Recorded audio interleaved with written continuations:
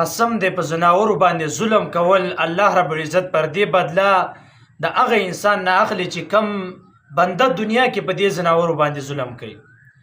ستاسو غرض دی چې زه به ظلم وکم، زه به په دې څاروي باندې ظلم وکم، الله به مې معاف کړي، الله به نه د قیامت پر ورځ باندې دې بدله اخلي. حدیث کې راځي، حدیث قدسی دی، الله رب العزت فرمایي انا الله و انا الرحمن، زه الله میم او زه رحمان میم. خلقت الرحیم، الله فرمایي دا صله رحمي دا ما پیدا کړې ده.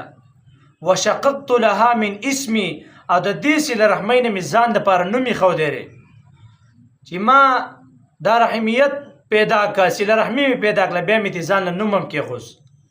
بیا وفرمایل څوک چې صله رحمي کوي الله فرمایي زه به پرې ورحمېږم، زه به پرې صله رحمي وکړم.